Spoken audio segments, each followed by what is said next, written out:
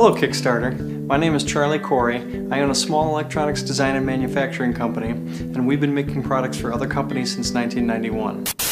Sorry to interrupt myself, but we have super exciting news. Not only was the iPhone 5 released today, but we finished our first prototype of the iExpander for the iPhone 5.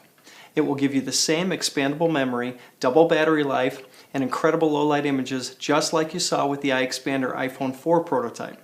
But the really exciting news is that we've solved the Lightning connector accessory issues. We use the original Apple 30-pin connector on the bottom, so you can still use all of your current 30-pin accessories. As you can see, we have the new iPhone 5 nested in our first iPhone 5 prototype. The original 30-pin connector is plugged into the bottom. I'm going to plug it into the computer now so that you can see that the connections are working properly.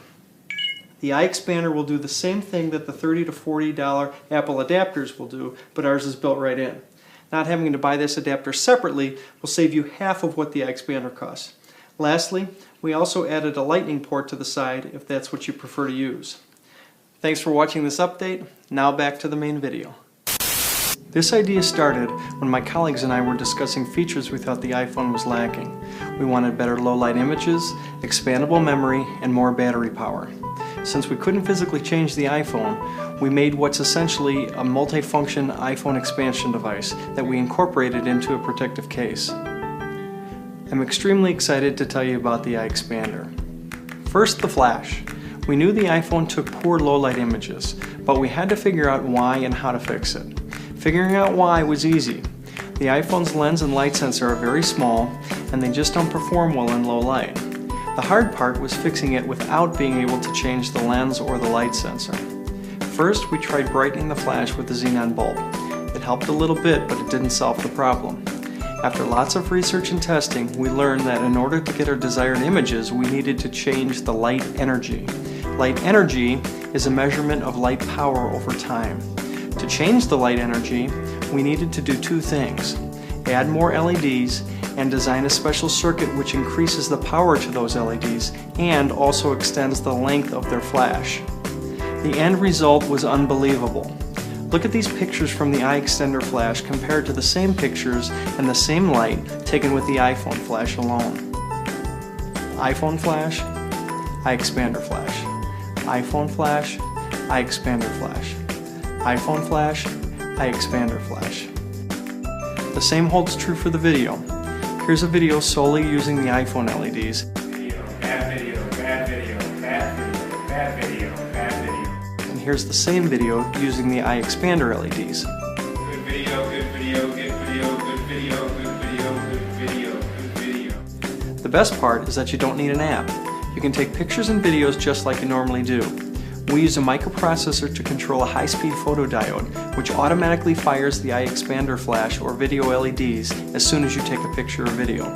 So basically, when your iPhone flash fires, so does your iExpander flash. Next came the memory. Why doesn't the iPhone have expandable memory? We don't know, but we wanted it, so we added a microSD card slot to the iExpander.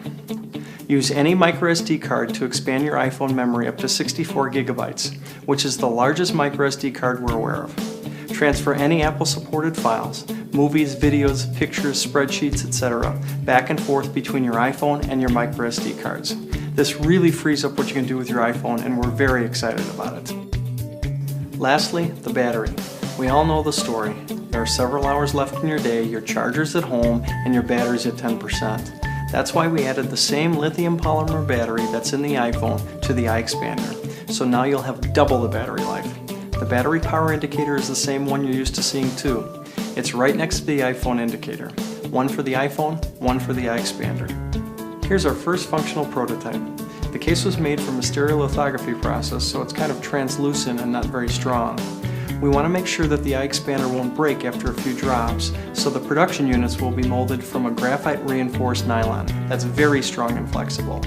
As you can see, we packed a lot in here. But even with the flash, microSD memory, and battery, the iExpander only measures 6.3 millimeters, which is even thinner than any battery case we know of. As a finishing touch, we made the connector on the iExpander the same as the one on your iPhone, so you don't have to take your iPhone out of the case to use your Apple charging cable. We also offset the connector towards the back, so it lines up perfectly with your docking stations, so you won't have to take your iPhone out of the case to dock. Allow me to introduce you to our team, who helped make the iExpander a reality. Hello, Kickstarter. So here's where you come in.